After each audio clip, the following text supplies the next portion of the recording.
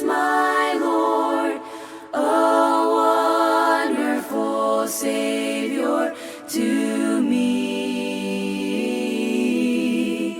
He hideth my soul in the cleft of the rock, where rivers of pleasure I see. He hideth my soul in the cleft of the rock that shadows a dry, thirsty land. He hideth my life in the depths of his love, and covers me there with his hand, and covers me there with his hand. Oh, wonderful Savior is Jesus, my Lord. He taketh my burden away. He holdeth me up, and I shall not be moved. He giveth me strength as my day. When clothed in his brightness, transported I rise to meet him in clouds of the sky. His perfect salvation, his wonderful love, I'll shout with the millions on high. He hideth my soul in the cleft of the rock that shadows a dry, thirsty land. He hideth my life in the depths of his love, and covers me there with his hand, and covers me there with his hand, and covers me there with his hand.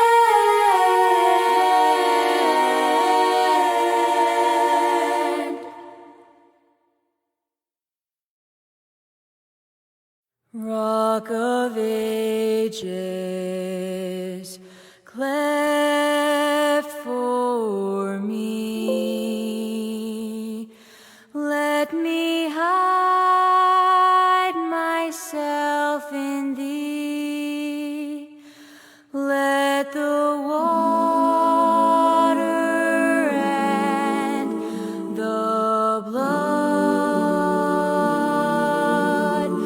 from thy wounded side, which flowed, be of sin the double cure. Save me from its guilt and power. On Christ the solid rock I stand, all other ground is sinking sand. I dare not trust the sweetest frame, but wholly lean on Jesus' name. My hope is built on nothing less than Jesus' blood and righteousness. I dare not trust the sweetest frame, but wholly lean on Jesus' name. On Christ the solid rock I stand, all other ground is sinking sand. All other ground is sinking sand. This rock is Jesus, yes, He's the one.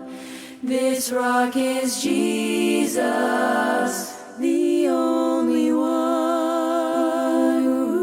Be very sure, be very sure, be very sure, be very sure. Your anchor holds and grips the solid rock,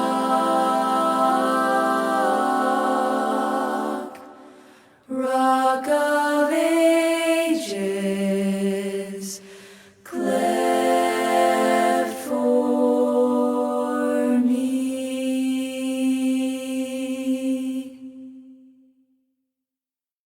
When I survey the wondrous cross on which the Prince of Glory died, my richest gain I count but loss,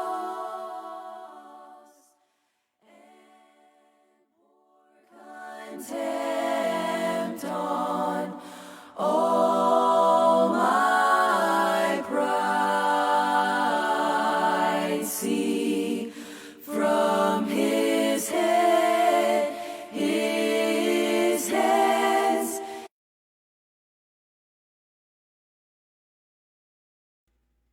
Magandang umaga po sa bawat isa. Tayo po ay nagpapasalamat sa Diyos na meron pa rin po tayong pagkakataon na via online ay makapagsama-sama na sumamba sa Panginoon.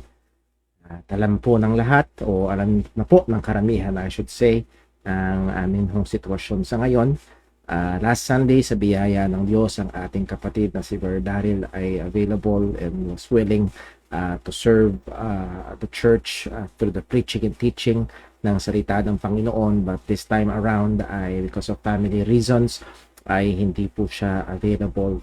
So tayo ho ay magpapatuloy din naman at hindi tayo nagkaroon ng Sunday school ho kanina sapagkat sa tansya ko ho ay hindi kakayanin ng boses ko ho yung halos 2 o higit 2 oras na pagsasalita. Ano po?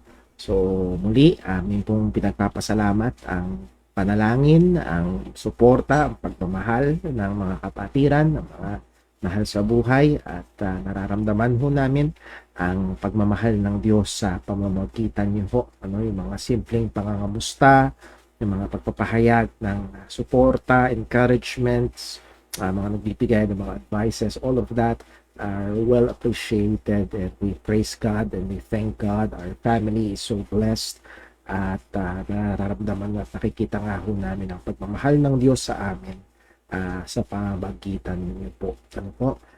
Bago ho tayo dumako sa ating gawain, and alam ko ho, medyo awkward ngayon, medyo kakaiba, iba yung setting at because of this ay very challenging ho ngayon. So una, nais ko hong paalalahanan ng mga kapatiran na hindi lang tayo maging tagapanood, kung hindi maging kasama talaga sa pagsamba.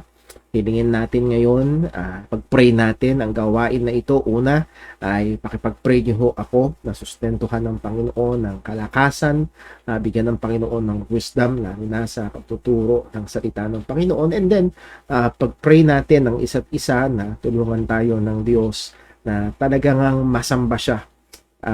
Kahit na hindi tayo magkakasama, andun pa rin yung espiritu ng pagkakaisa. And I hope we are still longing na tayo ho ay magkasama-sama talaga sa pagsamba sa Panginoon. Hilingan natin, ipag-pray natin ang mga kapatiran na sa mga iba't ibang mga lugar, iba't ibang mga tahanan na tulungan, gabayan, ingatan ng Panginoon sa mga bagay po sa pagsamba ho natin ngayon. And also, gusto ko lang ho magbigay ng heads up dahil ako lang ho mag-isa ang nag-ooperate ho ng lahat ng ito. Kung magsakali mang magkaroon ng kaunting mishaps kung ma-disconnect man o whatever, ay stay tuned lang ho tayo at i-resume ho natin, pipilitin natin na magpatuloy po yung ating hong gawain po ngayong umaga. So it will take extra effort on our part, and ang blessing po dito ay totoo pa rin ang sinabi ng salita ng Diyos, sapat ang kanyang biyaya. I hope na nag-pray tayo, I hope na nagpe-pray tayo, and I hope na handa ho tayo sa ating hong pagsamba sa Panginoon ngayon. Because of this setting, meron lang ilang mga pagkakaiba. Hindi tayo magkakaroon ng offering, but we will still be having our Bible reading, our singing, and then also gusto ko rin hong i-remind yung ating mga kapatiran na yes, maaari na hindi tayo nakakadalo dito sa church, pero meron pa rin possible means kung sakali man na nais nyo hong ipadala ang inyong offering. Pwede pa rin po yan through GCash or whatever means kung sa inyong patuloy na makatuwang sa mga gawain po natin dito sa church. And I pray and hope na nandun pa rin yung ating desire na makatuwang dito po sa ating iglesia bilang mga mananampalataya at bilang mga miyembro ng JCBC. Pray ho natin ang bawat isa, lalo na ho as I have said, pakisama niyo patuloy sa panalangin kami, Sister Jonah, si Timmy, to kami ay positive, and also makipag-pray nyo rin ho ang ating hong kapatid na ang mga Reyes family. Si Sister Amor ay okay lang, purihin ng Panginoon, pero yung kanyang mister at yung kanyang bunsong anak na si Dave's brother Robert at si Brother Dave ay ngayon din naka-quarantine din doon sa Valenzuela, at positive din po sila. So far are mild symptoms po. At yan din naman ho sa amin, sa biyaya ng Panginoon, for 2 days meron na kaming kaunting panlasa ni Sister Jonah, pero wala nang lagnat. Yung ubo sa akin medyo nag-i-improve na. Kay Sister Jonah ay nahandun pa rin. Si Timmy ay nahandun na yung likot niya, handun na yung energy niya, handun na yung katigasan ng ulo niya, pero sa biyaya ng Panginoon din, tingin namin ay muling bumabalik na rin yung panlasa ni Timmy. Kumakain-kain na rin siya nitong mga nakaraang araw. So purihin ng Panginoon sa bagay ko na yung malamang yung kanyang ayaw niyang pagkain, hindi niya pagkain ay dulot ng wala siyang malasahan. So it's a weird thing, So kung ang matanda ay maaaring mawalan ng gana, lalo na sa bata. But we praise God sa kanyang sustaining grace and sa pagbibigay niya ng mga pangangailangan at pagsustento sa kalusugan ho ng aming anak. And then for the last few weeks ay marami akong mga nababalitaan ng mga Kristiyano, mga kapatiran, even ng mga pastor, mga kamanggagawa, sad to say, even isang mga ngaral ng salita ng Diyos na graduate, kung saan din ako graduate, ay pumanaw. Merong isang pastor ng isang malaki-laking church sa Kamaynilaan ay pumanaw din because of complications sa COVID. So again, it just reinforced the fact na we are living in a sinful world. Tayo bilang mga Kristiyano ay hindi exempted. Wag nating isipin na just name it and claim it, hindi ka maapektuhan ng virus. No, that is a lie. Kung kalooban ng Diyos, kung pahihintulutan ng Panginoon, ay darating yun. At sa atin ng pag-aaral, maya-maya ay medyo i-stress ho natin ang bagay po na ito. Okay, so with all that, by the way, Lord willing, just a part of announcements na rin, ay Wednesday and Friday, depende po sa kalusugan, ay magkakaroon na po tayo ng time in the Word, and we're studying about soteriology or the doctrine of salvation. So ngayon sa dalihong ito, tayo ho ay dadako sa pagsisimula ng ating gawain. Hayaan yung iayos ko lang ho sandali. Tayo ho ay dadako sa pagsisimula ng ating gawain at aawit ho tayo ng ilang mga awitin ng pananampalataya. Una ho nating aawitin ay isa sa mga paborito ko ho sapagkat ito ay nagdedeklara ng isang katotohanan na dapat ay namamayani sa buhay at pananaw ng mga mananampalataya at walang ibang otoridad o walang ibang pinakamataas na otoridad sa ating buhay kung hindi ho ang salita ng Panginoon. So awitin po natin ang awit na ito, The Bible Stands.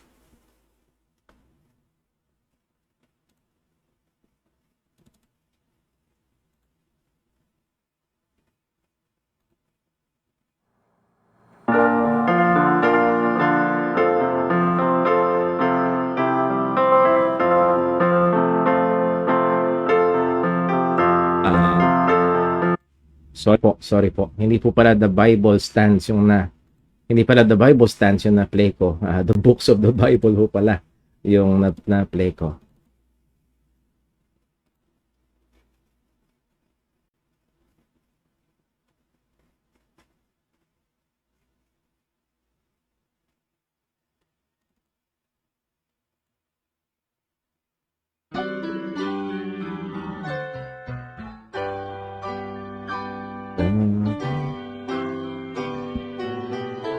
Undoubtedly the raging storms of time, its pages burn with the truth eternal, and they glow with a love sublime.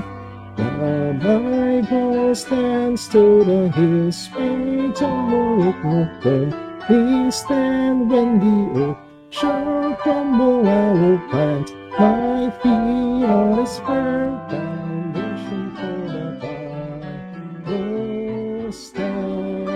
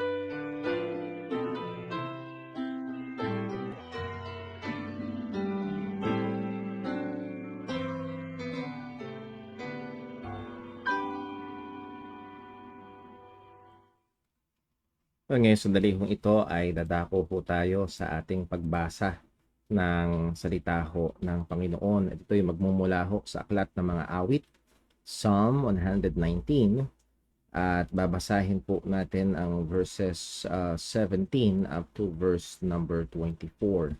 Psalm 119, at I believe nakikita niyo ho sa inyong mga screen po ngayon ang text po natin. At babasahin po natin mula verse number 17. So, kung yun na hong nakikita, ay basahin po natin mula verse 17. Ready, read. Deal bountifully with thy servant, that I may live and keep thy word. Open thou mine eyes, that I may behold wondrous things out of thy law. I am a stranger in the earth, hide not thy commandments from me. My soul breaketh for the longing that it hath unto thy judgments, all at all times. Thou hast rebuked the proud, and that are cursed, which do err from thy commandments.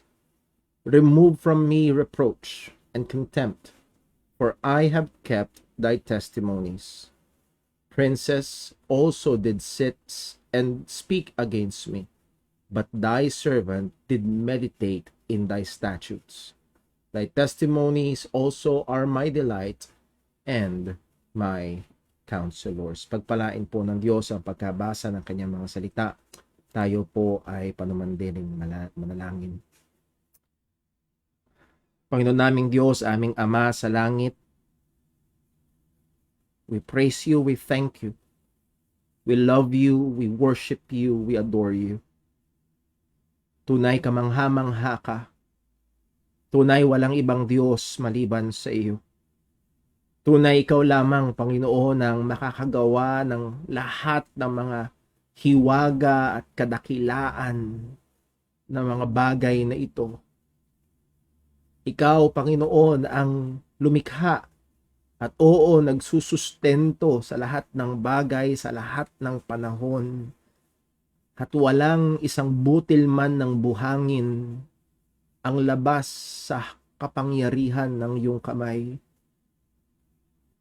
Ibig sabihin nito, Panginoon, maging kami, ang aming mga buhay, ang bawat mga hakbang, oo, ang bawat mga nangyayari sa amin, ay hindi mo lang basta tanglaw, o Diyos, kung hindi hawak mo, o Panginoon. Ikaw, Panginoon, na nagpapakain sa mga ibon at nagbibihis sa mga damo, siyang patuloy na nag-aalaga sa iyong mga anak. Panginoon, ipaalala mo sa amin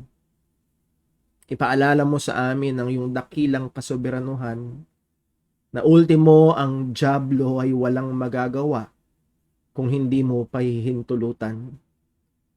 Ang karamdaman ay hindi darating, ang problema ay hindi mangyayari kung hindi sa kapahintulutan mo, O Diyos. At kung ito ay yung pinahintulutan, sangayon sa iyong salita at nalalaman namin, ito ay sa aming ikabubuti. Ito man, Panginoon, ay kagamitan mo upang kami ay awatin sa kamunduhan. Ito man, Panginoon, ay instrumento mo upang kami ay paalalahanan sa mga pagkukulang o ituro sa amin ang mga katotohanan na hindi namin matututunan kung laging okay at masaya ang lahat. O Panginoon, ipaalala mo sa amin na ang pinakadakilang layunin mo sa buhay namin ay hindi ang maging masaya at komportable kami, kundi kami ay mahubog sa wangis ng aming Panginoong Hesukristo. At salamat sa iyong tapat na pagmamahal na gagawin mo at gagamitin mo ang lahat upang mangyari ang bagay na ito sa amin. Tunay, O Diyos, mabuti ka. Tunay, Panginoon, tapat ka. Tulungan mo kami, O Diyos, na habang namumuhay sa mundong ito na dumadaan sa maraming mga pagsubok, manatiling nakatingin sa iyo, manatiling nakatingin sa aming Panginoong Kristo, at kami ay manatiling tapat sa pagtakbo sa takbuhin ng pananampalataya na inilagay mo sa aming mga harapan. O Panginoon, sa nakaraang linggo, doon, Panginoon, ang mga fears and troubles, pero salamat sa iyong katotohanan at salita na nagsustento sa amin. Nandun ang aming mga pagkukulang, nandun ang aming mga pagpalya, at Panginoon, aming hinihiling Patawarin mo kami. Tawarin mo po kami sa aming mga pagkakasala laban sa iyo. Tawarin mo kami. Naging makupad kami sa kabanalan. Tawarin mo kami sa mga salita at kaisipan na hindi nabantayan. Tawarin mo kami sa mga pagkakataon ng aming buhay ay hindi naging karapat-dapat sa Ebanghelyo. At Lord, tulungan mo kami na patuloy na magsumikap sa kabanalan. Patuloy na patayin ang nakatahan pang kasalanan. At patuloy na lahat ng aming gagawin ay para sa kapurihan ng iyong dakilang pangalan.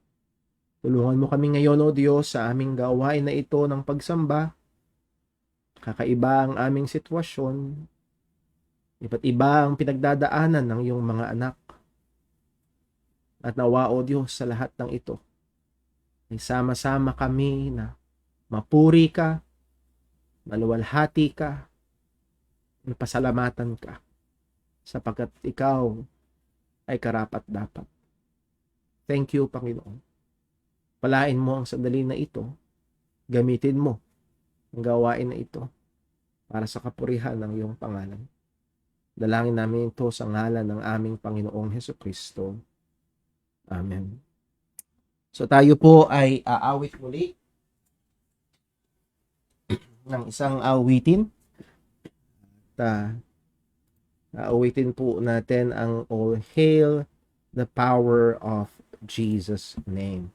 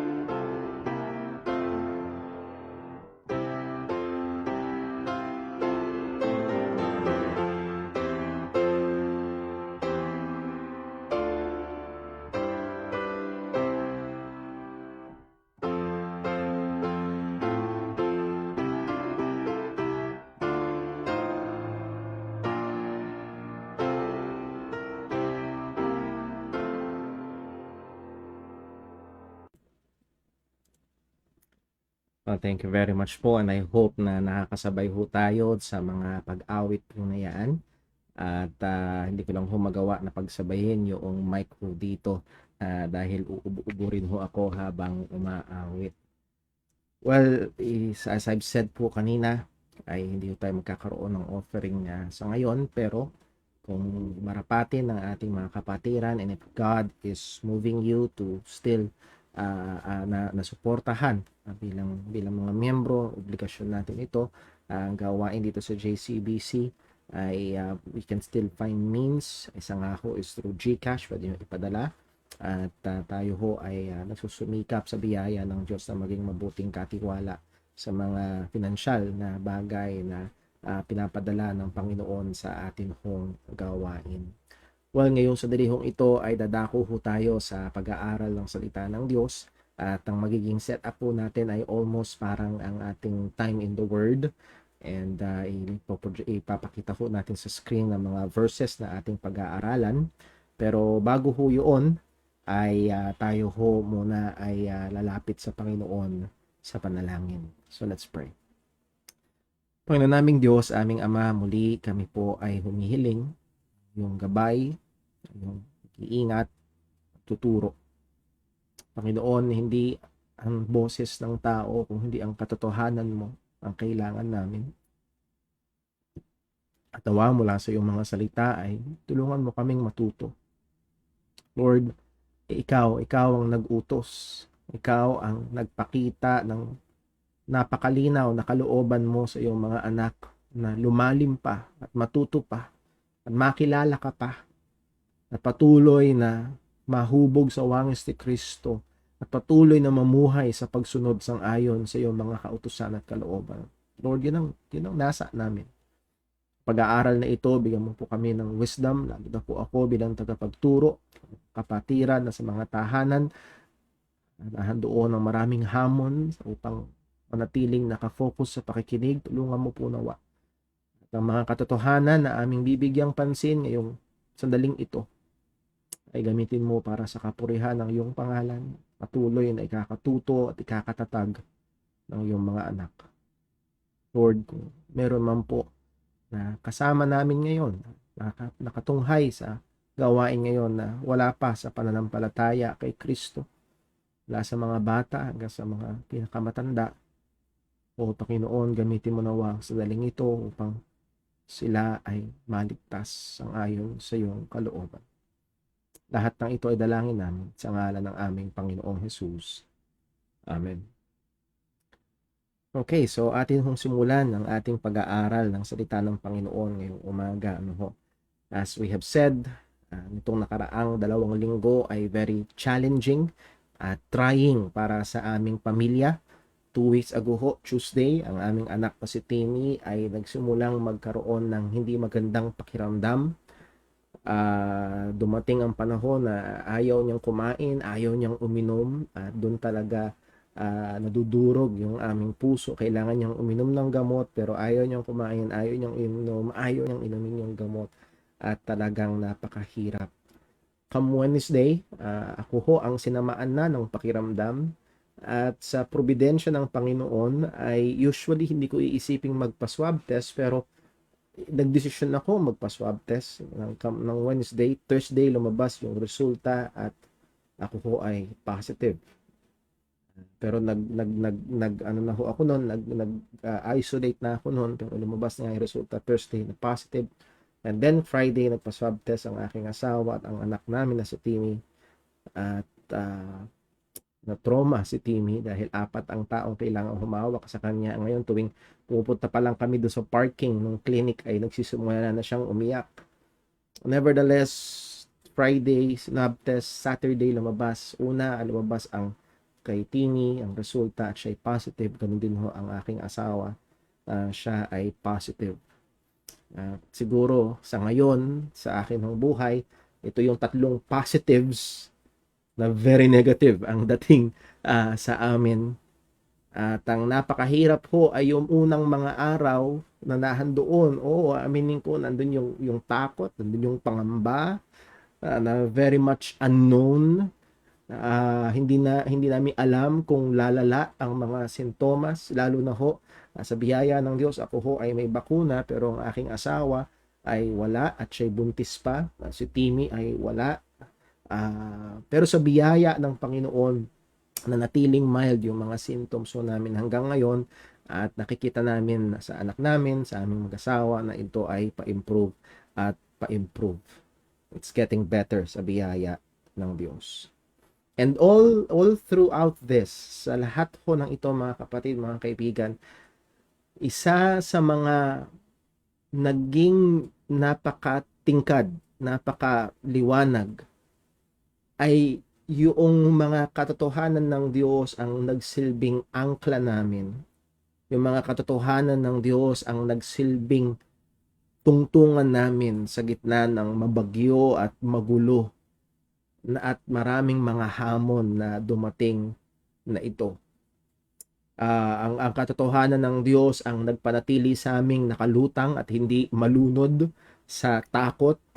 Ang katotohanan ng Diyos ang nagbigay sa amin ng liwanag upang matutunan namin kung paano ina-navigate, hindi lamang kung ano ang aming gagawin, kung hindi ano ang aming iisipin, paano namin titignan, paano namin ipoproseso ang mga bagay na ito. So madaling salita, nahandoon yung kahalagahan na alam natin ang katotohanan ng Panginoon. Sapagkat ang mga katotohanan ng Diyos ay hindi lamang para sa loob ng church kapag may worship service, kundi mga katotohanan ng Diyos ay tunay at kailangan at mahalaga sa pang-araw-araw na buhay, lalo na kapag dumarating ang maraming mga hamon. Just a few days ago, ako ho ay in communication sa isang kapatiran, hindi dito sa ating church, kundi mula sa iba siyang church, and nakita ko ang post niya na siya ay puno ng problema at kinamusta ko siya, at yes, punong-puno siya ng problema, at I can only describe na nalulunod na siya sa problema at nag-aapuhap na siya ng kanyang hininga, at sinubukan ko na i-encourage siya at wala akong ibang pwedeng ibigay sa kanya kung hindi ang mga katotohanan ng Panginoon. I reminded him na mahal siya ng Diyos. I reminded him na soberano ang Diyos, na hawak siya ng Panginoon, na alam ng Diyos yung mga nangyayari sa kanya. I reminded him na ang Diyos nagsimula ng mabuting gawa sa kanya ay patuloy at hindi siya bibitawan ng Panginoon, at tuloy-tuloy na gumagawa sa kanya ang Panginoon. And after a few exchange ng messages na yon, sabi niya, "Thank you, Brother Paul. Kailangan kong mapaalalahanan ng mga katotohanan na yon."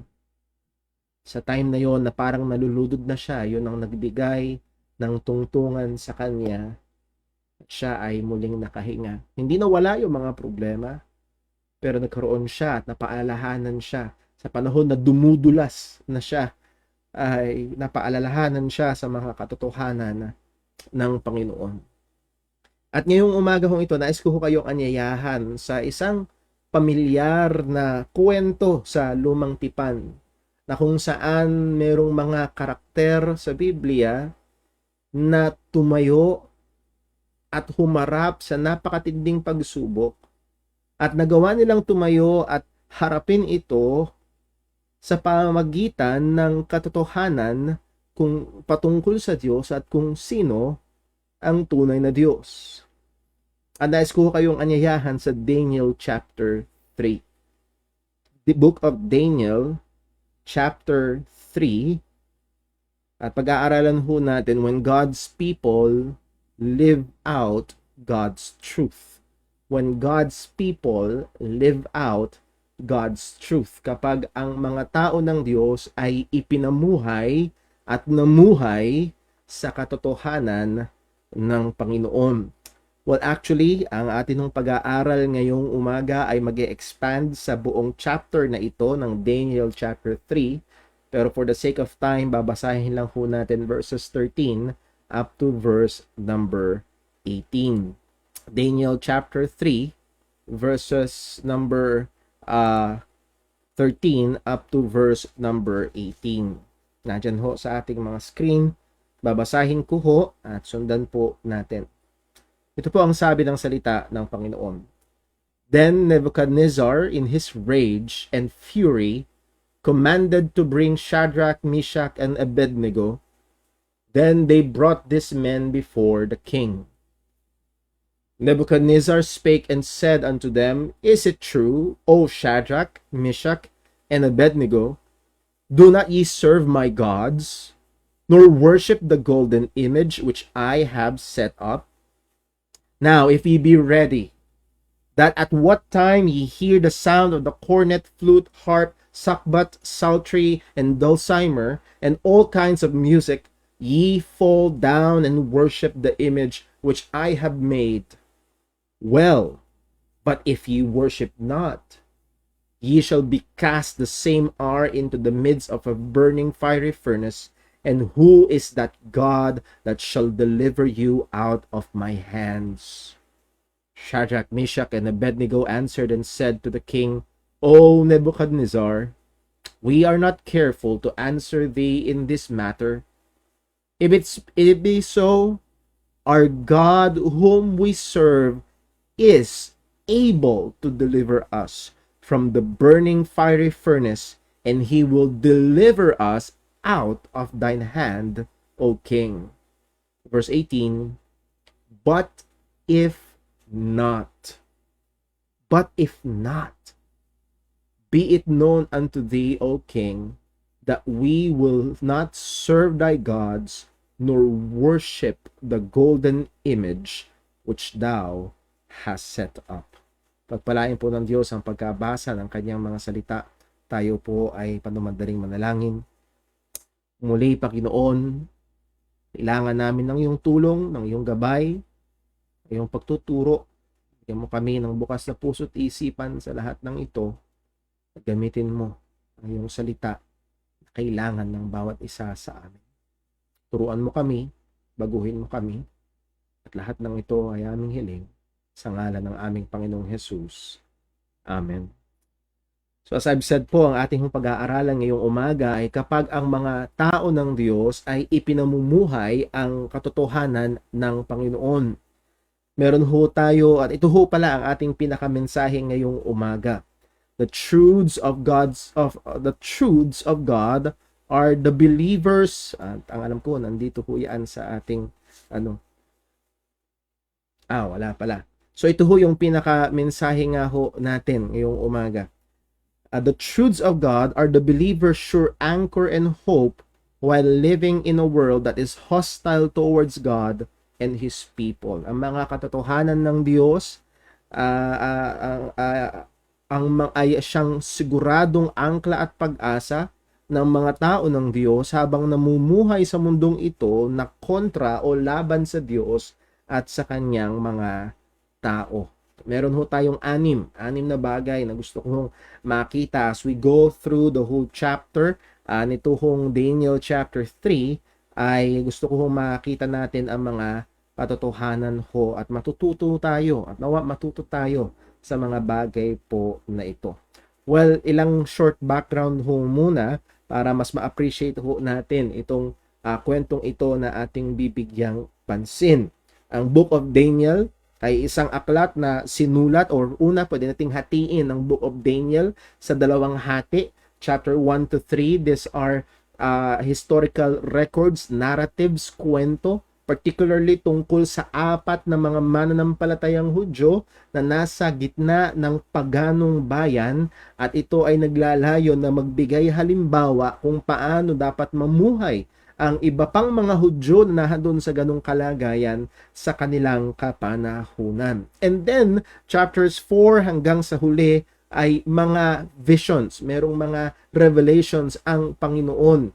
At baka doon pa rin yung kwento na kung saan si Daniel ay itinapon sa lions den. Pero makikita natin na ang second half ng Book of Daniel ay mga visions patungkol sa mga mangyayari at nahandoon ang mga revelasyon ng Panginoon sa kanyang lingkod na si Daniel na isang propeta. Ang Book of Daniel ay nasulat sa panahon ng tinatawag na captivity. Sila ay nakukubkub o nasasakop. Ang Diyos ay hinatulan ang kanyang bayang Israel. Ang Israel ay nahati sa dalawang kingdom o tinatawag na divided kingdom. Is the kingdom of Israel on the north, pero sila ay na-conquer ng mga Assyrians, pinarusahan sila ng Panginoon sa katigasan ng kanilang ulo, sila ay hinayaan ng Diyos na masakop ng mga Assyrians, and then, yun namang southern kingdom ng Judah ay pinahintulutan ng Panginoon na masakop ng Babylonian Empire around 605 BC. So, sinulat ito, ang Book of Daniel, around that time, 605 BC, give or take.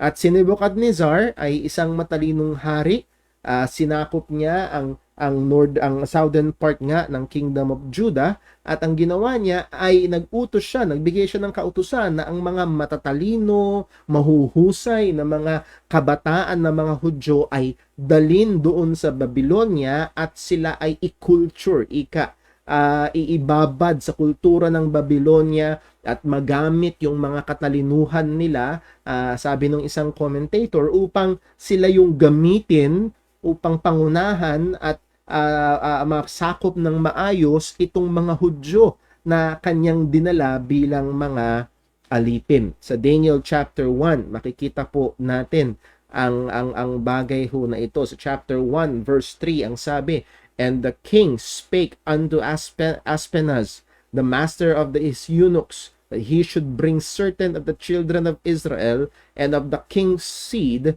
and of the princess." So mga pili, and then yung mga nobles, yun yung kanyang mga kinuha, yung mga nasa matataas na kalagayan. And then verse 4, "Children in whom was no blemish, but well favored and skillful in all wisdom and cunning in knowledge and understanding science, and such as had ability in them to stand in the king's palace, and whom they might teach the learning and the tongue of the Chaldeans." So nandoon ang utos ni Haring Nebuchadnezzar, ni King Nebuchadnezzar, yung mga children. So higit sa malamang, sabi ng ilang mga commentary, sila Daniel at itong si Shadrach, Meshach, and Abednego ay around maybe in their early teens, as early as 15 years old nung sila ay kinuha at dinala sa Babylonia. At so ito yung mga piling-pili, hindi ito mga basta-basta, ito yung mga bigatin, ito yung mga matatalino, mahuhusay, may malusog at maayos ang mga kalalagayan ng mga bata, at sila ay tuturuan ng mga kaalaman ng mga Chaldeans. Iku-culture sila sa Chaldean culture. Ito yung gagawin sa kanila. Well, among them ay, as we know, ay si Daniel, at mas kilala yung tatlo niyang kaibigan, naging pamilyar siguro because of the story, pero naging pamilyar sa kanilang mga Babylonian names na Shadrach, Meshach, and Abednego. Pero those are Babylonian names. Actually, si Daniel ay may Babylonian name din. Belteshazzar, yun yung kanyang Babylonian name, at mahirap bigkasin. Pero itong apat na Hudyo na ito, si Daniel, si Hananiah, Mishael, and Azariah. These are just 4 among many na dinala sa Babylon. So, ito yung background ng Book of Daniel. Ang main audience, ang talagang pangunahin na audience na gusto ni Daniel na makabasa ng kanyang sinulat ay mga Hudyo rin na nahandoon sa exile na yon. At ang purpose is to give them an example of faithfulness in a pagan land. Paano mamumuhay ng tama na hindi nakikipagkompromiso sa gitna ng pagano na lugar na ito. So, yung mga tinaken as captive, 3 beses, actually, pag binasa niyo ho sa salita ng Diyos and also in history, 3 beses si Nebuchadnezzar, 3 beses ang Babylon kumuha ng mga tao sa Israel at dinadala sa Babylon. At itong Book of Daniel ay isa sa mga purpose ay paalalahanan sila na yes, sila ay inalis doon sa lugar na kung saan doon yung kanilang pagsamba, nandoon yung kanilang kultura, at ngayon ay ilalagay sila sa paganong kultura at pipiliting sumamba sa mga paganong Diyos-Diyosan. Ang Book of Daniel at lalo na yung mga pasimula nito ay nagsisilbi na hamon at halimbawa kung paano dapat mamuhay ang mga mananampalataya na ito. Sa chapter 1, alam natin ang kwento kung saan tungkol sa pagkain, yung dietary na hamon sa mga Hudyo, at sila'y susubukang pakainin ng mga pagkain ng hari at tumanggis itong si Daniel, si Mishael, si Hananiah at si Azariah, at kumain lang sila sang-ayon sa diet na pinahintulutan sa kanila ng Panginoon, at nakita natin yung vindication ng Panginoon sa kanila. Sa Daniel chapter 2, nakita natin na kung saan ni-reveal ng Panginoon kay Daniel yung dream ni Haring Nebuchadnezzar, at ito ang nagkatapult kay Daniel sa isang mataas na posisyon. And then sa Daniel chapter 3, we also have this story, as we have read, yung tatlong magkakaibigan na hindi sumamba sa Diyos-Diyosan sa kabila ng banta sa kanilang buhay. So as I've said, we will go through this whole chapter ng chapter 3. Di natin babasahin lahat for the sake of time, pero gusto kong makita natin yung ilang mga katotohanan at nawa tayo ho ay mga tuto sa mga bagay po na ito. So tingnan po natin. Una ho,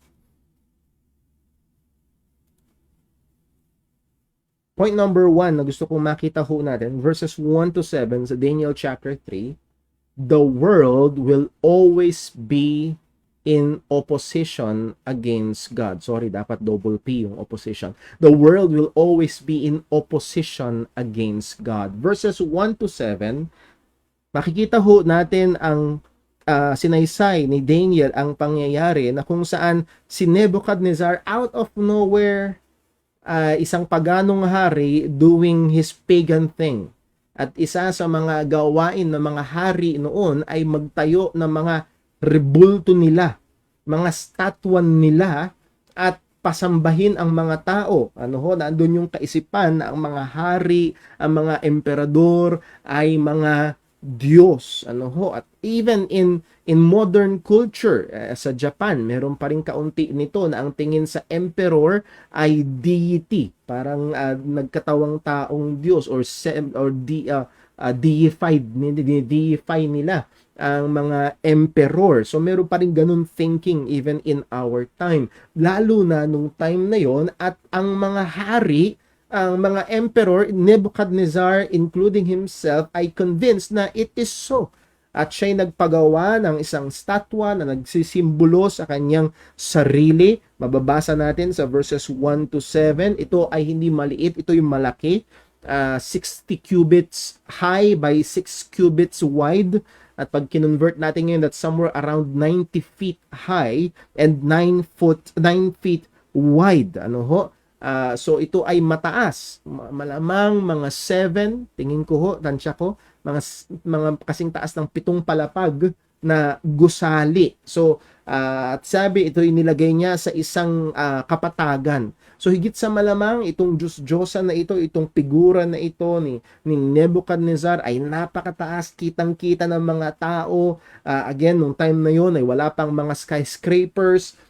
Siguro isa ito, kung hindi man ito ang isa sa pinakamataas na structure dun sa time na yon. Kaya talagang pag nung ito na itayo, kitang-kita ng mga tao mula sa malayong lugar.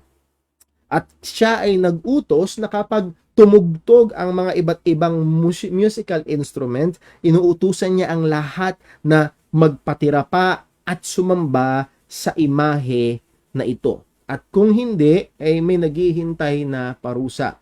Ang sino man daw hindi sasamba, ang sino man daw na hindi magpapatira pa sa harapan ng imahe na ito, ang sabi ni Haring Nebuchadnezzar, ay itatapon sa hurno ng apoy. Susunugin siya ng buhay. So narito ang isang hari, out of nowhere, by his own whims, ay nagdesisyon siya na gumawa ng isang bagay na alam natin na kontra at ayaw ng Panginoon. It just shows na talagang ang makasalanan ay kikilos sang-ayon sa kanyang gawi. At ang kanyang gawi ay pagiging makasalanan. Sa ating time in the world, pinag-aralan natin ang total depravity ng tao, na ang kanyang kabuuan ay apektado, ang kanyang puso, ang kanyang isip, ang kanyang pagnanasa ay apektado at rebelde, apektado ng kasalanan at rebelde laban sa Panginoon. Isa sa mga talata na ating binasa ay sa Genesis chapter 6 verse 5, na kung saan ang sabi ito, the Lord saw that the wickedness of man was great in the earth, and that every intention of the thoughts of his heart was evil, was only evil continually. maaari na sa paningin ni Nebuchadnezzar, this is just natural. Siya ang pinakamakapangyarihang tao sa mundo, maaari nung time na yon. Siya ang nasa tugatog ng isang world power nung time na yon, at ang taas ng tingin niya sa kanyang sarili. Pero nandoon ang kanyang mga pagnanasa at ginagawa ay kontra at laban sa Panginoon. So ang mundong ito na makasalanan, ang mundong ito na ayaw sa Panginoon ay talagang magiging laging kontra laban sa Diyos. As we have said, itong imahe, itong rebulto na ito na ipinatayo ni King Nebuchadnezzar ay representasyon ng kanyang sarili at deklarasyon kung gaano siya kadakila. Kaya ganong kataas ang kanyang pinagawa, dahil ito'y sumisimbolo kung gaano siya katindi, gaano siya kadakila, at inuutos niya ang mga tao na sumamba doon or sambahin siya. Ang tingin niya sa kanyang sarili ay karapat-dapat sa pagsamba. So makikita ho natin na talagang nag-uumapaw sa kayabangan, nag-uumapaw at kumikilos sang-ayon sa kasalanan. Well, unless na tayo ho ay maging mabilis at hatulan si Nebuchadnezzar, ay talaga pagpaganong hari, ganyan talaga, ang tindi talaga, ang lupit talaga sa kasalanan. Well, mga kapatid, ang totoo, lalo na nung tayo ay wala pa sa pananampalataya kay Kristo, hindi ba ganun din ang ating kalagayan? Maaaring hindi tayo nagpapagawa ng statwa ng ating sarili at sinasabi sa mga tao na tayo ay sambahin, pero yun ang ating gusto. Ang gusto natin na tayo ang pinupuri, gusto natin tayo ang bida, natural sa atin ang pagiging mayabang. Hindi ba ito ang description sa atin ng salita ng Diyos at tayo ay patay sa kasalanan? Ang sabi sa Ephesians chapter 2 verse 1, "And you hath he quickened who were dead in trespasses and sins, where in time past ye walked according to the course of this world, according to the prince of the power of the air, the spirit that now worketh in the children of disobedience, among whom also we all, and again, lagi ko pinopoint out dyan yung pronoun na we, including Paul in all his religious background, we all had our conversation in time past, that is, in time na hindi pa tayo Kristiyano. Paano tayo namumuhay? In the lust of our flesh, fulfilling the desires of the flesh and of the mind, and were by nature the children of wrath, even as others, kagaya ng iba, and yes, kagaya ni Nebuchadnezzar. Nandun tayo sa ganong kalagayan. Before our salvation, we are in opposition against God, and narito ang katotohanan na ang mundong ito sa pagiging makasalanan ay in opposition sa Panginoon. The world will always be in opposition against God. Kaya nga sa ating pinag-aralan sa 1 John chapter 2, andun na lang yung utos ng Panginoon na love not the world, neither the things that are in the world. Why? Napakalaking kontradiksyon ng isang Kristiyano, kung totoong Kristiyano, at isa sa mga katangian ng totoong Kristiyano ay mahal niya ang Diyos, at napakalaking kontradiksyon kung itong nagpapakilalang Kristiyano ay minamahal ang sanlibutan na kontra laban sa Panginoon. So again, ay nahandoon ang katotohanan na ang mundo ay patuloy na ayaw sa Diyos. And yes, bago tayo maging Kristiyano, narito ang ating mabigat na spiritual na kalagayan, pero kailangan nating maging maingat. Liban na isipin natin na pag tayo Kristiyano na, tayo exempted na, not so. Sabi nga ho ni John Calvin, and Christians included dito sa kanyang sinabi, the human heart is a factory of idols. Every one of us is, from his mother's womb, expert in inventing idols. Narito si King Nebuchadnezzar, nagpatayo ng isang malaking imahe ng kanyang sarili, isang Diyos-Diyosan na gusto niyang pasamba sa mga tao. Pero ang totoo, mga kapatid, kung hindi tayo mag-iingat sa ating mga puso, ay may factory ng mga Diyos-Diyosan. At kung hindi tayo mag-iingat, ay maaari tayong mahulog pa rin. At kung hindi tayo magbabantay, ay maaaring meron pa rin tayong mga Diyos-Diyosan sa ating mga buhay na ating pinaglilingkuran, na ating pinag-aalayan ng ating sarili, na tinuturing natin na pinakamahalaga, oo, baka mamaya mas mahalaga kaysa sa Panginoon. So, kailangan nating maging mapagbantay. Hindi ko maalala kung sinong author na nagsabi, pero sabi niya, paano mo malalaman kung ano ang Diyos-Diyosan sa buhay mo? Una, ang sabi niya, your devotion to it. Yung devotion mo sa bagay na yon. And sad to say, it can be a very good thing, just like a job, isang trabaho. Trabaho is good. We praise God sa trabaho. Pero maaaring maging Diyos-Diyosan ang trabaho. Family is a good thing. Children are good. They are an heritage from God, sabi ng salita. But they can be idols. Alala ko ho, nung bago pa ipanganak ang aming anak na si Timmy, isa sa mga prayer namin na mag-asawa, nawa hindi maging Diyos-Diyosan ang batang ito sa aming mga buhay, na ang maging pinakamahalaga na ay ang batang ito. Yes, mahalaga si Timmy, pero kailangan maging malinaw at laging mapaalalahanan na hindi siya ang pinakamahalaga. At ang sabi nga nung isang author, paano malalaman kung Diyos-Diyosan ito? Kapag inalis to sa iyo ng Diyos, ano ang reaksyon mo? Isang halimbawa niya dun sa aklat na yun, hindi ko maalala kung sinong author, pero isang halimbawa niya ay ang kalusugan. Merong mga tao, ang kalusugan ay isang Diyos-Diyosan. Bakit? Kapag ang kalusugan nila ay pinahintulutan ng Panginoon na mag-suffer, ay tumatalikod sila sa Diyos. Lumalayo sila sa Panginoon. It just shows na mas mahalaga sa kanila ang kalusugan kaysa sa Panginoon. And it has become an idol. Now, let me clarify, mahalaga ang kalusugan. Pero hindi ito ang pinakamahalaga. So again, point number 1, the world will always be in opposition against God. Now, yes, ang mananampalataya ay ligtas na. Ang mananampalataya ay anak na ng Diyos. Ang mananampalataya ay hindi na alipin ng kasalanan, pero nandun pa rin ang nakatahang kasalanan at kailangan nating maging mapagbantay laban dito. Number 2, the world will always be in opposition against God's people. The world will always be in opposition against God's people. Hindi lang basta against sa Diyos ang sanlibutan, kundi ang sanlibutan ay against sa mga tao ng Diyos.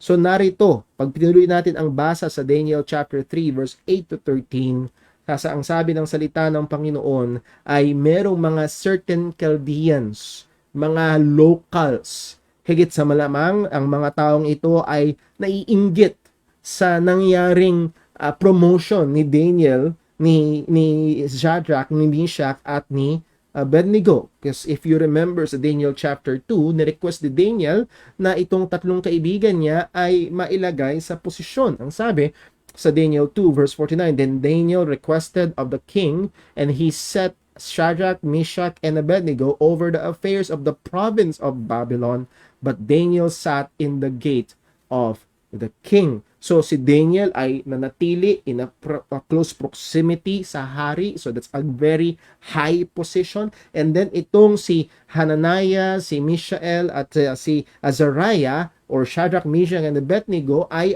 they were placed over affairs of the province of Babylon. So here are the foreigners. kung kayo ay yung mga Babylonians, mga Chaldeans, here are the foreigners, and suddenly nailagay sila sa mataas na posisyon. At narito sa verse 8 ng Daniel chapter 3, sila ay lumapit sa hari to bring a report against these Jews, against this Shadrach, Meshach, and Abednego. Lumapit sila sa hari at ang sabi nila, King, hindi ba ikaw ang nagsabi? Di ba ito yung sabi mo na gumawa ka ng imahe at ng lahat kapag narinig ang tugtog dapat sumamba? Di ba sabi mo yun? Di ba sabi mo yun? At ang sabi nila sa verse 12 ng chapter 3, there are certain Jews whom thou hast set over the affairs of the province of Babylon, Shadrach, Meshach, and Abednego. These men, O king, have not regarded thee.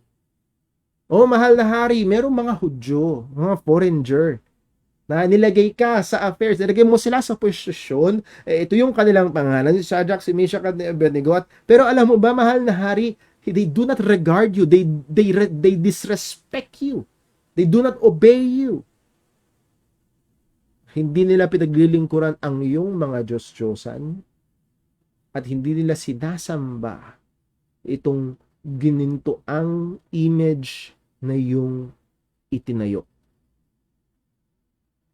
At sa panahon na yon, it's a tantamount to treason, pagtataksil, and punishable by capital punishment. So narito, ang hari ay nagalit at pinatawag si Hananiah, si Mishael at si Azariah. At ang mundo ay tunay hindi lamang laban sa Panginoon, kung hindi laban sa mga mananampalataya ng Panginoon. At ang history ng Christianity, ang history ng mundo ay punong-puno ng mga accounts na kung saan ipine-persecute ang mga tao ng Diyos, pine-persecute ang mga mananampalataya.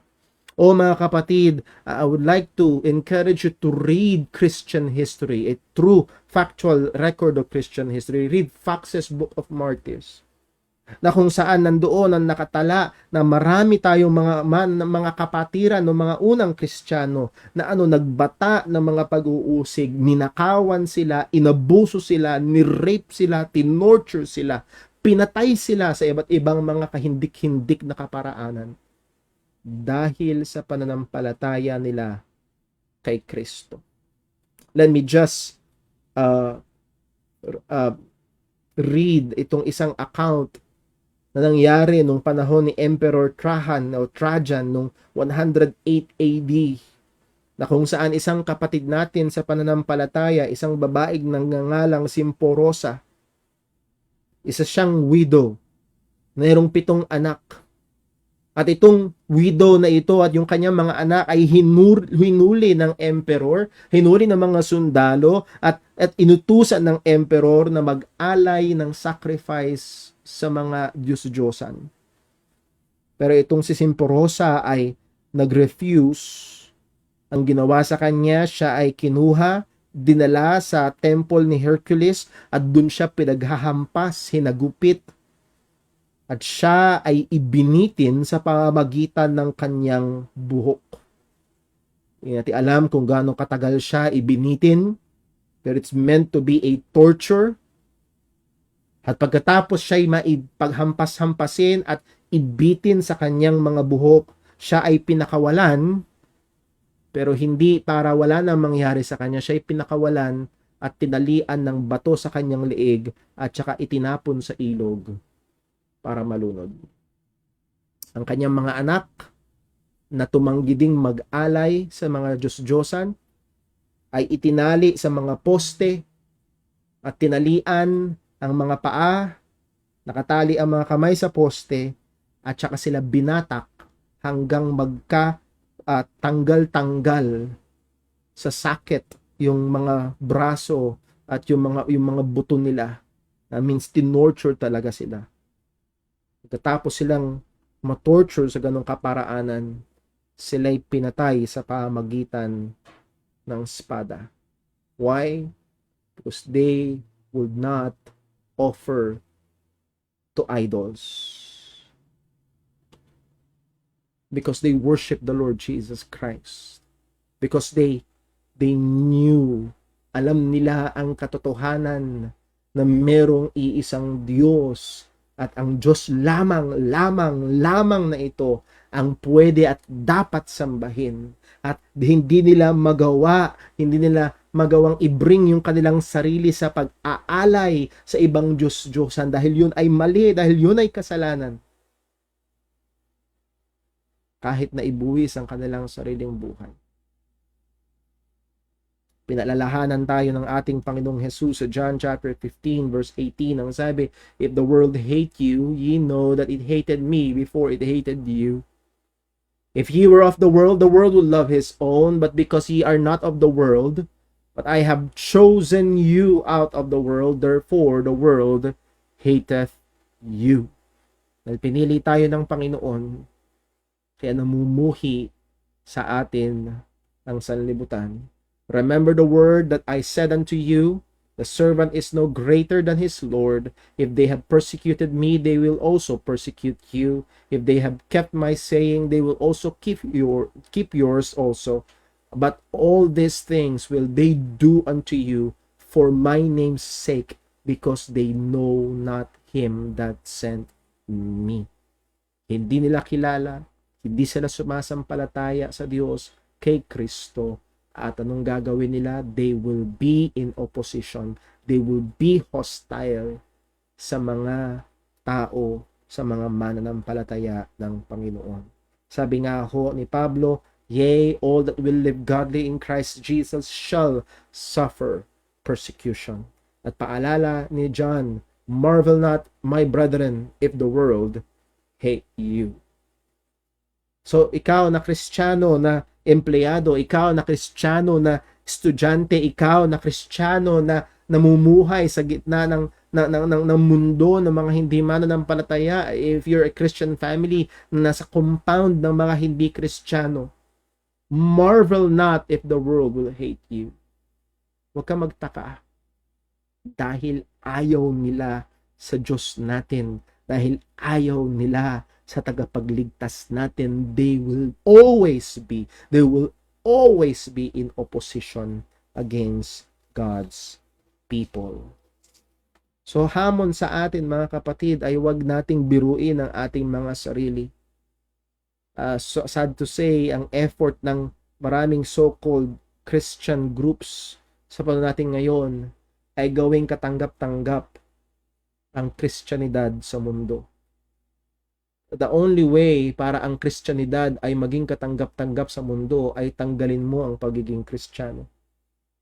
Because they hate Christ. They hate Christ. At kung susubukan mo itong gawing katanggap-tanggap sa kanila, ay ang magiging paraan ay sa pamamagitan ng pagkompromiso sa mga katotohanan ng Panginoon. So, yes, the world will always be in opposition against God's people because of God. At nawa, ang kanilang opposition sa atin ay hindi dahil sa ugali natin, kundi dahil sa katotohanan na dala-dala natin. Number 3, the world will always tempt God's people to compromise. Sa Daniel chapter 3, so narito yung tatlo na mga magkakaibigan, Shadrach, Meshach, and Abednego. Sila ay nakaharap sa pinakamakapangyarihang tao nung time na yon, pinakadakila na tao nung time na yon, si Nebuchadnezzar. At nag-inquire si Nebuchadnezzar sa verse 14, "Is it true? Totoo ba? Ito ba talaga ang kalagayan?" Maaaring itong mga taong ito, maaaring itong si Shadrach, Meshach, and Abednego ay napakita nila na sila ay tapat sa trabaho nila, sila ay mahusay sa trabaho nila, at maaaring nakita ng hari.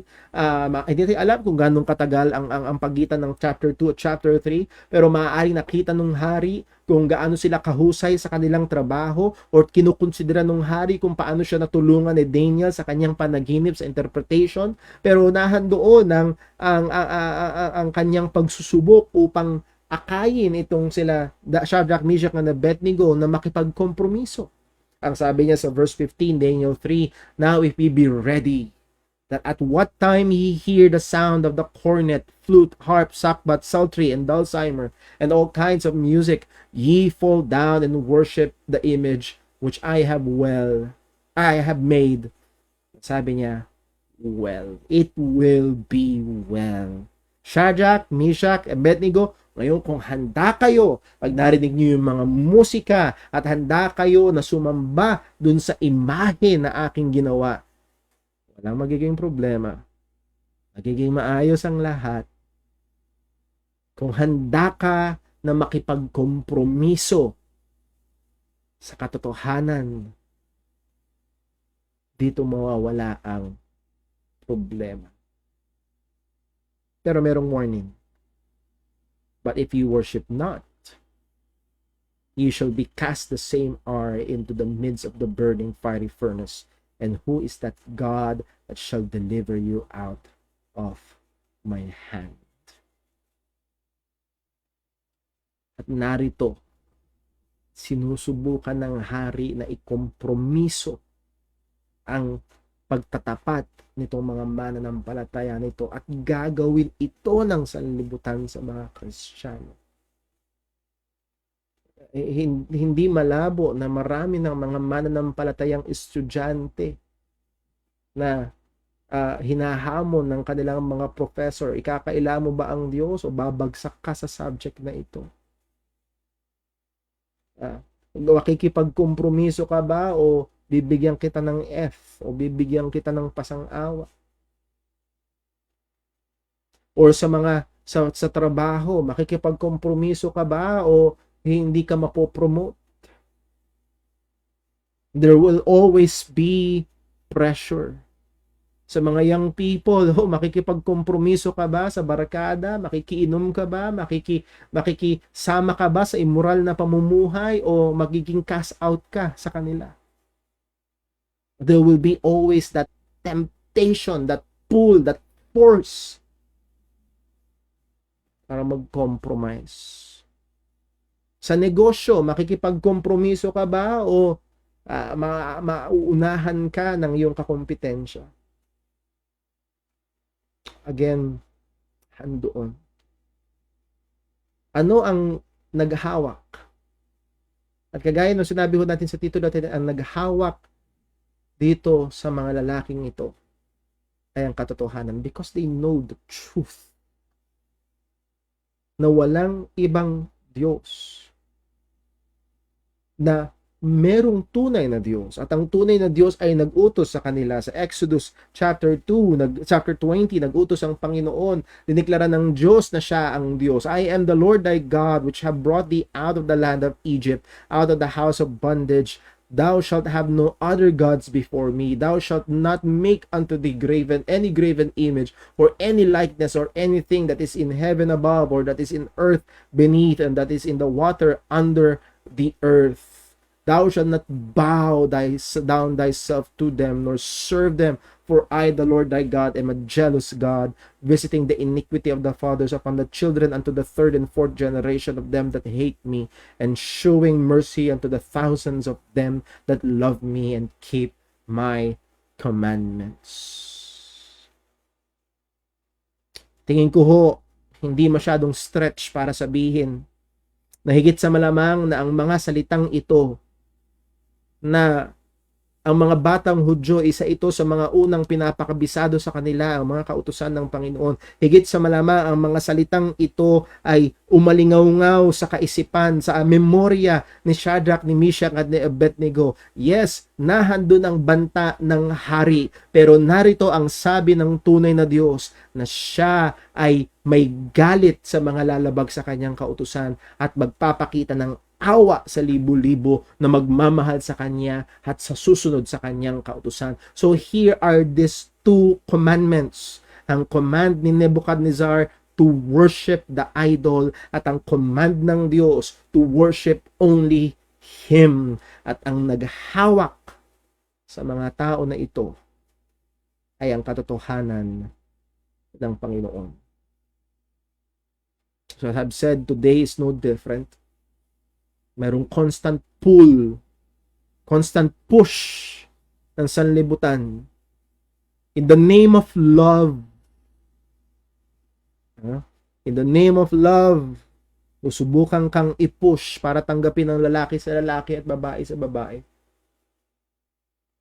In the name of free choice,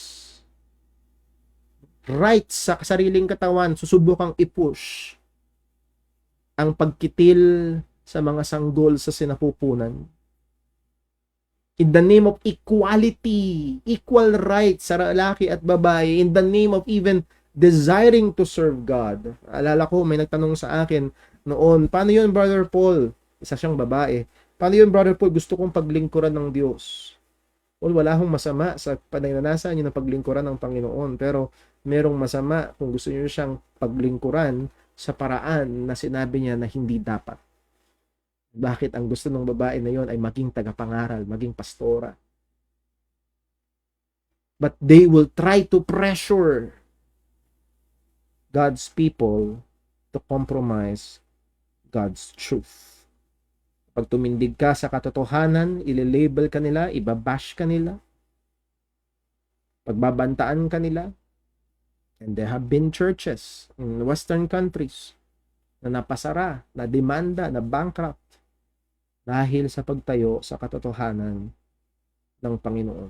And yes, there are churches even right now, like in Afghanistan, na delikado ang buhay ng mga kapatid natin dahil sa pananampalataya nila kay Kristo. Gusto ko nang puntahan natin ang isang talata para mas maunawaan natin ng kaunti. Sa Romans chapter 10 verse 9, ang sabi ho dito ay ito: That if thou shalt confess with thy mouth the Lord Jesus, and thou shalt believe in thine heart that God hath raised him from the dead, thou shalt be saved. For with the heart man believeth unto righteousness, and with the mouth confession is made unto salvation. And many churches today, or preachers today, na seemingly ang ibig sabihin nitong verse na ito ay sumunod ka lang sa isang simpleng panalangin and that's it. Consider the context, mga kapatid. Sila ay under the Roman Empire, and under the Roman Empire, you are required to declare that Caesar is Lord. You are required, just in this time ni Shadrach, ni Meshach, ni Abednego, na sumamba sa imahe ni Caesar. Pero pag ang isang Roman citizen ay nanampalataya kay Kristo at sinaysay niya at dineklara niya Jesus is Lord, he could never declare Caesar is Lord. At delikado ang kanyang buhay. So, huwag ho nilang paglaruan ang text na ito ng tila bagang ibig sabihin ay simpleng sumunod lang. No. Ito ay pagsasabi na si Jesus ang Panginoon at ilalagay sila sa delikadong sitwasyon. At kahit delikado ang sitwasyon, idedeklara pa rin nila si Jesus ang Panginoon at tagapagligtas. Hindi na ito basta simply pronouncing dictated words and prayers. But the world will always tempt God's people to compromise. Number 4, the truth of God will sustain His people in difficult times.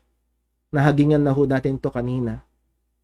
Nahigit sa malamang sa isip ni Shadrach, ni Meshach at ni Abednego, umalingaw-ngaw itong Decalogue, itong 10 Commandments at naalala nila na hindi pwedeng sumamba sa kaninuman. At narito ang mga kilala na tugon ni Shadrach, ni Meshach at ni Abednego. Excuse me lang po. Sabi sa verse 16, Shadrach, Meshach, and Abednego answered the king and said to the king, O Nebuchadnezzar, we are not careful to answer thee in this matter. Anong ibig sabihin? Hindi sila disrespectful kay Nebuchadnezzar.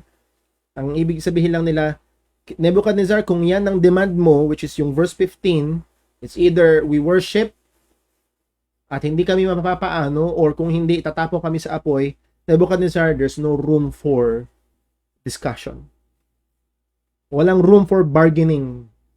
There's no room for compromise. Wala kaming pwedeng isagot. Sabi nila, if it be so, kung ganun nga, ang Diyos namin na pinaglilingkuran ay kaya kaming iligtas mula sa naglalagablab na horno. at siya magliligtas sa amin mula sa iyong mga kamay, o hari. Again, they maintain their respect, but they maintain their faithfulness. Hindi nila nilambas si King Nebuchadnezzar. Hindi nila sinabing, oh, you pig, or kung ano man. Tinawag pa rin nilang hari, pero nanatili silang tapat sa kanilang Panginoon.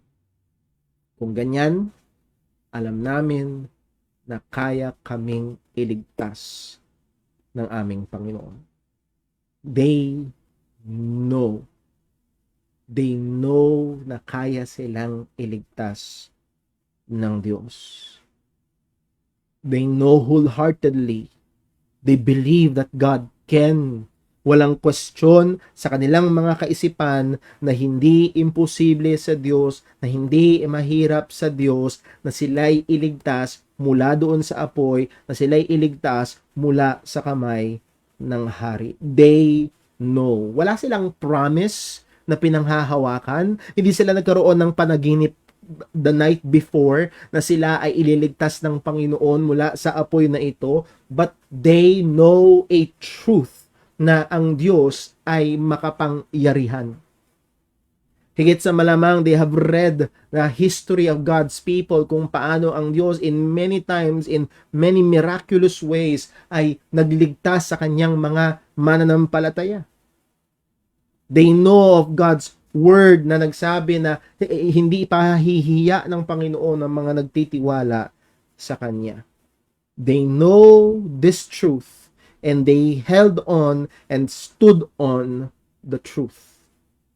Alam nila na ang Diyos lamang ang Diyos at walang ibang pwedeng sambahin. At alam nila na ang Diyos ay kaya silang iligtas. They know. At ang katotohanan na ito ang nagsustento sa kanila. Ngunit hindi doon natapos ang kanilang sagot. Verse 18. But if not. But if not. Alam namin na kaya kaming iligtas ng Diyos mula sa apoy. Alam namin na kaya kaming iligtas ng Diyos mula sa iyong mga kamay. Pero kung hindi, kung ang desisyon ng Diyos ay hindi kami iligtas mula sa apoy, kung ang kalooban ng Diyos ay pahintulutan niya kaming mamatay sa kahindik-hindik na kaparaanan na ito. Ang sabi nila, be it known unto thee, O King, that we will not serve thy gods nor worship the golden image which thou hast set up. Personally, mga kapatid, itong verse 17 and 18 ng Daniel chapter 3 ang isa sa mga paborito kong passage na naglalarawan ng napakalusog na pananampalataya. Bakit po? Sa panahon natin ngayon, ang larawan ng pananampalataya ay walang pinagkaiba sa mere optimism. Anong ibig sabihin ng optimism? Everything, just isipin mo lang that everything will be good. Okay din ang lahat. Lilipas din ang lahat. Maaayos din ang lahat. Aayusin din ni Lord ang lahat. Gagamutin din ni Lord lahat. Susolusyonan din ni Lord ang lahat. Pagagalingin din ni Lord. Gagaling yan, maaayos yan. Just believe. Sabihin pa ng iba, just claim. Those words are not biblical words, just claim. Hindi ito salita ng mga mananampalataya. Sabihin, hindi ito salita ni Pablo. Claim mo lang, bro. Claim mo lang, sis. But what if not? But what if not?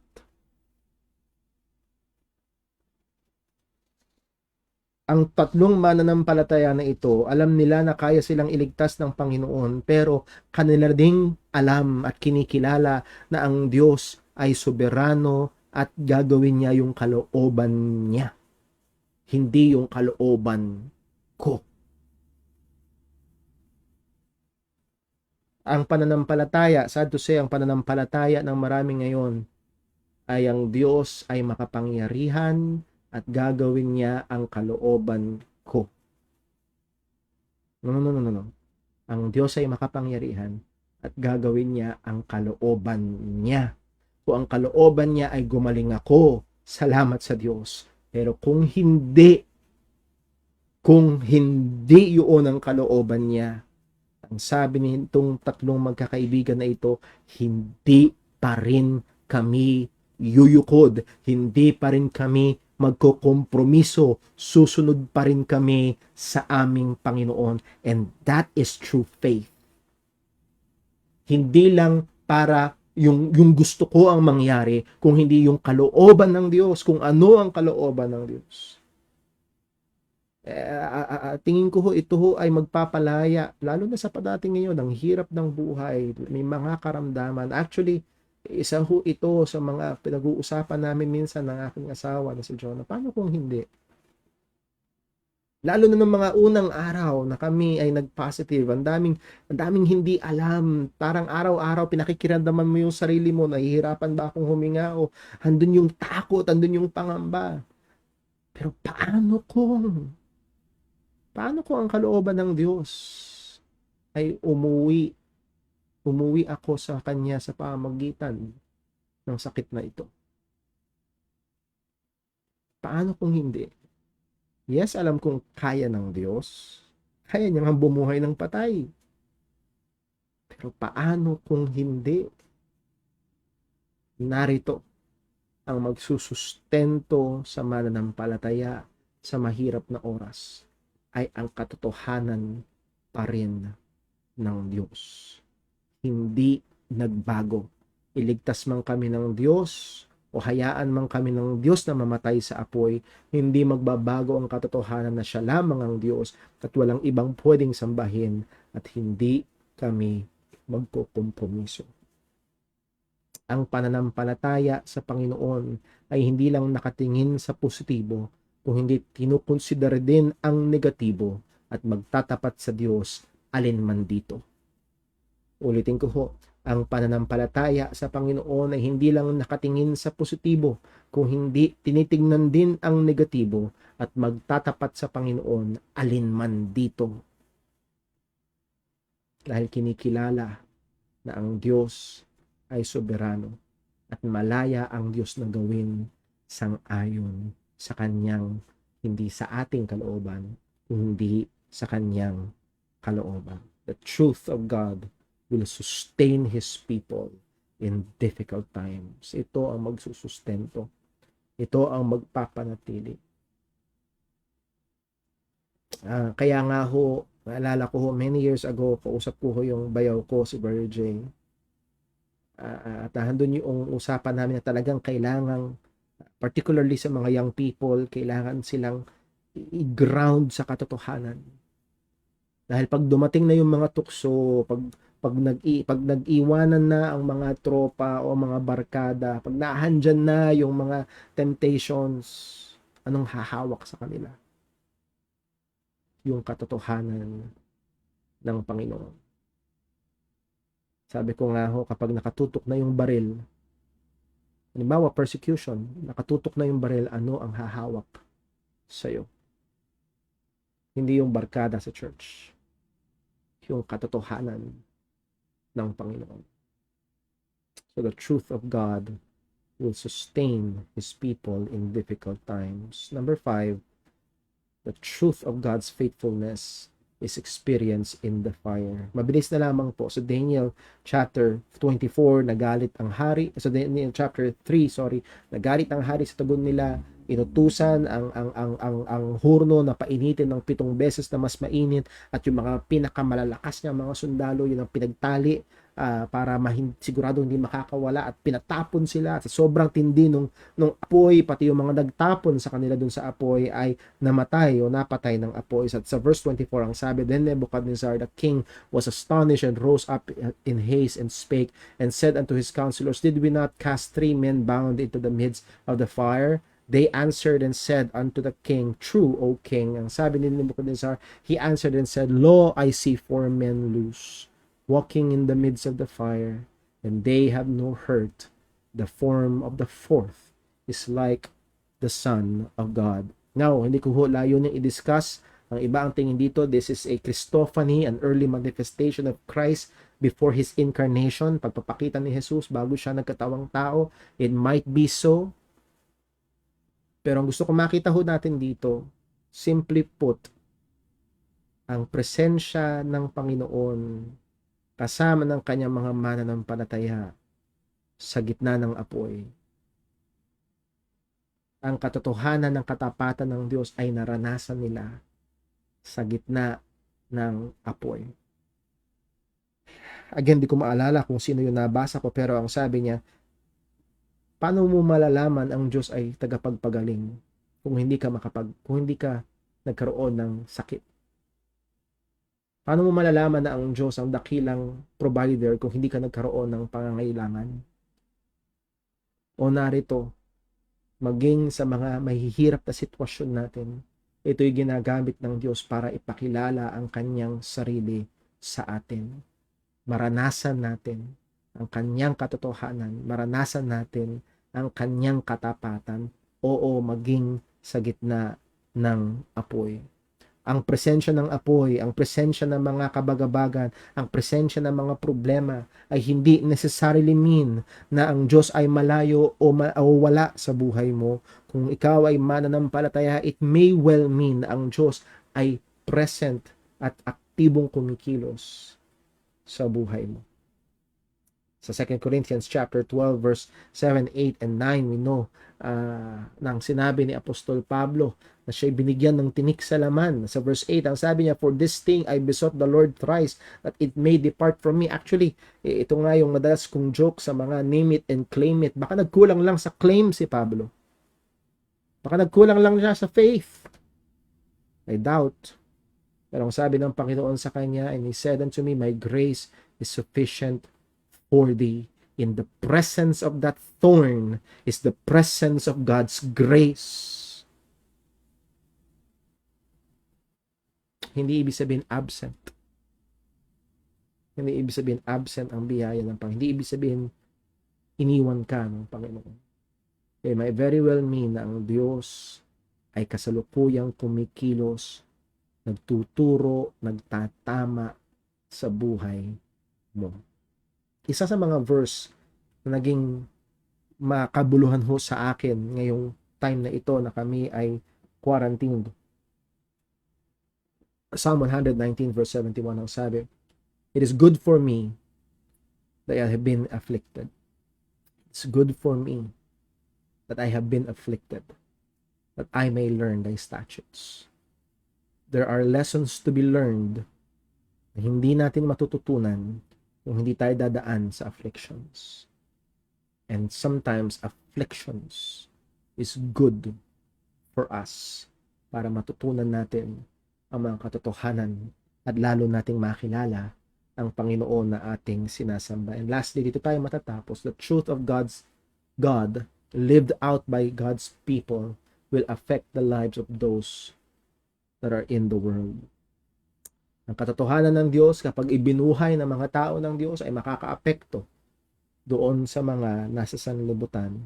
Alam natin ang nangyari kay King Nebuchadnezzar. Kung binasa natin, hindi ko na ilagay ho dito, pero pag binasa natin sa bandang dulo ng Daniel chapter 3, nagdeklara siya na sinumang hindi sasamba o maglalapastangan sa Diyos ni Shadrach, ni Meshach at Abednego ay hahatulan ng kamatayan, yung kanilang tahanan ay gagawing dunghill, tapunan ng dumi. So yung kanilang, sa biyaya ng Panginoon, yung kanilang pagtatapat sa Diyos, binindicate ng Panginoon at ito ay nagkaroon ng epekto maging sa mga tao na hindi kumikilala sa Diyos. Not necessarily mean na si Nebuchadnezzar ay naligtas, pero merong naging epekto sa kanya. Ang sabi nga sa Matthew 5 verse 14, ye are the light of the world, a city that is set on a hill that cannot be hid. Neither do men light a candle and put it under a bushel, but on a candlestick, that it might give it light unto all them that are in the house. Ang gusto at layunin ng Panginoon, saan ka man niya inilagay ay maging ilaw ka, at ikaw ay magbigay liwanag sa lahat ng nasa tahanan. Sa lahat ng katrabaho mo, magsilbi kang ilaw. At ang hamon, let your light so shine before men that they may see your good works and glorify your Father which is in heaven. So mga kapatid, tayo ay namumuhay sa mundong ito na oo, kontra at laban sa Panginoon. Sa biyaya ng Diyos, tayo ay kumapit at magpatuloy mamuhay sang-ayon sa katotohanan ng Panginoon. At habang ginagawa natin ito sa biyaya ng Diyos, ang mga hindi mananampalataya na nakatingin sa atin sa ating pamumuhay ay maaaring mabigyang oportunidad na makita, oo, na maluwalhati ang Panginoon sa pamamagitan ng buhay na kinakakitaan ng Ebanghelyo ni Kristo. Kapatid, namumuhay tayo sa mundo na kung saan kontra sa Diyos at mananatiling kontra sa Diyos. At ang mundong ito ay laging susubukan na ang mundong ito ay laging kontra rin sa mga mananampalataya ng Panginoon. At ang mundong ito ay laging susubukan na ikompromiso ang mga mananampalataya ng Panginoon. Ano ang maghahawak sa atin? Maghahawak sa atin ay ang katotohanan ng Diyos. At maging sa may hirap na sandali, doon natin may eksperyensya at magiging mas malalim ang pagkaunawa natin sa katotohanan ng Panginoon. At sa biyaya ng Diyos, sa ating pagtatapat sa Kanya, maaari tayong gamiting instrumento ng Panginoon para ang liwanag niya ay makita ng iba. O nawa tulungan tayo ng Panginoon sa kabila ng ating mga kalagayan, iba't ibang pinagdadaanan, ay patuloy tayo mamuhay ng may pagtatapat sa Kanya. Manalangin po tayo. Panginoon naming Diyos, aming Ama sa langit, salamat po sa mga katotohanan mong ito, sa mga paalala mo sa amin. Tulungan mo kami ngayon, O Diyos, na hindi lamang maging tagapakinig, kundi maging tagatupad ng iyong mga salita. Tulungan mo kami na lalo pa na magbigay ng pansin at kaseryosohan sa pag-aaral ng iyong mga katotohanan. Sapagkat, O Diyos, sa napakadaming bagyo, sa napakadaming mga problema, oo, sa gitna ng mundong ito na laban at kontra sa iyo at sa iyong mga mananampalataya. Ang tanging matibay na tungtungan at ang tanging angkla namin ay ang iyong mga katotohanan. At nawa, O Diyos, tulungan mo kami. Dumadaan man kami sa mga pagsubok, kahirapan, ang aming mga buhay ay manatiling maliwanag na ilaw sa pamamagitan ng pamumuhay sang-ayon sa iyong kalooban. At maging instrumento kami na magkaroon ng epekto sa iba, lalo't higit makilala nila si Kristo bilang kanilang tagapagligtas. Tulungan mo kami, O Diyos, tulungan mo po ako. Tulungan mo po ang aking pamilya. Tulungan mo po ang mga kapatiran. Tulungan mo po ang buong iglesia ng JCBC. Tulungan mo po ang aming mga kapatiran sa iba pang mga iglesia. Gamitin mo kami alang-alang sa kayong kapurihan. Salamat po. Po ang aming dalangin sa ngalan ng aming Panginoong Hesukristo. Amen. Tayo ho ay dahil lang po.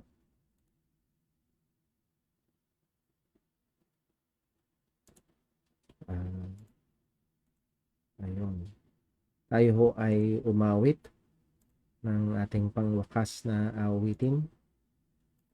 Ito ho natin yung At the Cross.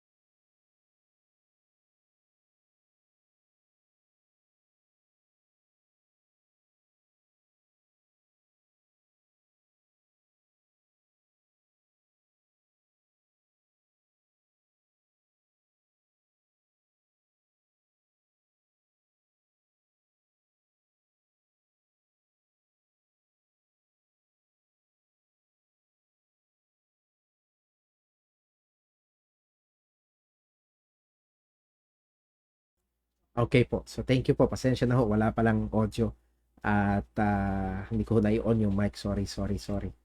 Okay, so ulitin ko lang po. Mamaya ho, ng gabi ay hindi ho tayo magkakaroon ng gawain. Kung sakali man, susubukan ko ho mag-post siguro ng isang recorded sermon. Ilang ko ho kung magagawa ho natin yun. Pero pray nyo ho patuloy yung aming pag-recover. Pabuti na naman ho kami, kainam na ho yung aming kalagayan, pero sa akin ng pakiramdam ay hindi pa kakayanin mamayang gabi. So ang goal ho natin talaga ay mapainam, so kailangan ho magpahinga. Lord willing, Wednesday meron ho tayong time in the Word, and then come Friday also time in the Word and our prayer meeting. Nawa ang ating mga napag-aralan ngayon ay patuloy nating pagbulay-bulayan, patuloy na maging liwanag at pagkain ng ating pananampalataya sa buong linggo na ito na ating kaharap. So ngayon mga kapatid, nawa ang pagmamahal ng Diyos Ama, biyaya na ating Panginoong Kristo, ang presensya ng Banal na Espiritu ay sumabawat isa sa atin. Patuloy tayong maging instrumento ng katwiran, pananginan sa isa't isa, tulungan sa isa't isa, kagaya ng sinabi ng salita ng Diyos, at lahat ng ating gagawin ay gawin natin para sa kapurihan ng kanyang dakilang. God bless po. Tayo dito ho magwawakas ang ating gawain ngayong umaga. God bless po.